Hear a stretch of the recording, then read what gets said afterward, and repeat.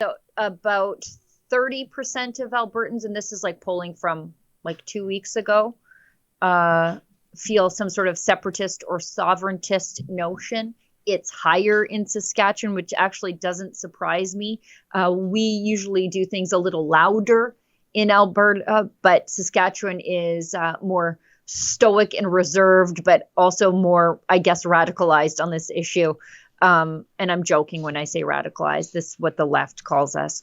Albertans who just say that they're getting a raw deal from the feds. And I mean, this is absolutely true. We saw a massive rally at the legislature this weekend that wasn't really organized by any of the big separatist, sovereigntist movements like the APP or the Republican Party. I think some people were there, but this was just mostly completely organic that happened at the legislature. I'm sorry, I wasn't there. I had a prior engagement with the National Firearms Association. This, when I look at these numbers, seems low. And again, this is like without any like overtures from the Americans saying, hey, little lady, would you like to have your assets 1-for-1? I mean, once you start telling people you're going to get like 30 to 50% richer, that number will skyrocket. Oh, so in other words, if Canadian money accepted at par was a condition of Alberta being the 51st state, Watch. Wow, you have me at that line. But you know, Sheila, I think the case for Alberta separation is far more profound than the case for Quebec separation, especially, with Alberta, being a net giver as opposed to a recipient. In terms of transfer payments.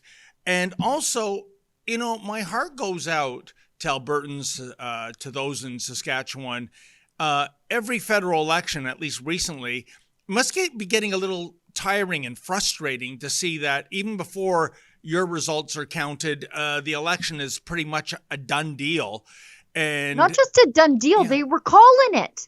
Yeah. They were calling it. We're in Alberta, we're like, wait, we're not even done at the ballot box. What are you doing? But they were calling it because our votes don't matter in this country. Yep. And we cannot, except for a few historical progressive ridings, Edmonton Centre being one, Edmonton Strathcona being the other, could not possibly vote any bluer, any harder. But it doesn't matter. And when you look at that map, you can make the case for us being largely culturally distinct, largely homogenous when it comes to our values. We were settled for different reasons in different waves than the rest of the country. Our industries are not only self-supporting, but they support the rest of you. It's tough. Like, there are a lot of people who are sovereigntists or separatists, depending on how they might describe themselves, who are saying, maybe we don't even want to leave, but could somebody please anywhere give us a reason to stay besides nostalgia? And they're not hearing a lot of good answers.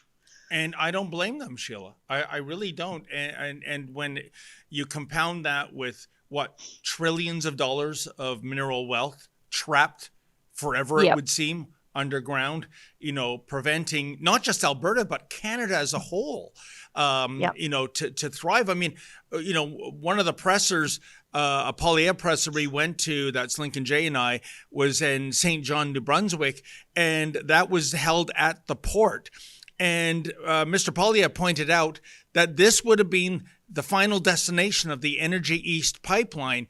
1.2 million barrels of oil a day coming into the port of St. John, destined, guess what? Not to the U.S., but to Europe, those new markets. Right. So how is this not win-win-win? But we're not going to see drill, baby, drill under Carney. And it's a disgrace. And you're not going to see any companies that step up and say, yeah, I definitely want to build a transcontinental pipeline in Canada. Like, nobody is going to say that, because look what happened to Energy East. Look what happened to Northern Gateway. Look what the ongoing battle for Keystone XL. Trans Mountain had to be, well, it didn't have to be. All the government had to do was actually enforce the law, but they refused to. So they nationalized it and brought it in years late and 700% over budget, even though it was the most easy pipeline to build. It would be built in the existing easement of the pipeline that had been set aside and running safely since the Korean War. And yet we couldn't get that pipeline built in Canada. So if you are a major multinational pipeline corporation that isn't owned by Brookfield Asset Management, you are going to look at Canada and say, no, West Texas is looking pretty good. Iraq is looking great. Nigeria is looking fine. Algeria, how much money do we have in the budget to pay off the warlords? Like that's a lot easier than dealing with the Carney Liberals. Oh, God. It's too bad. I doubt Mark Carney has read Ezra's superb book, Ethical Oil, but maybe he should.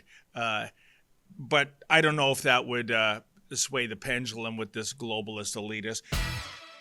Let's face it, Canada's economy isn't heading in the right direction. Inflation's eating away your savings, and government debt is out of control. No politician is going to fix that overnight. With Guildhall Wealth, you can hold real physical gold and silver inside your RRSP. It's a time-tested way to protect your retirement and take back control of your wealth.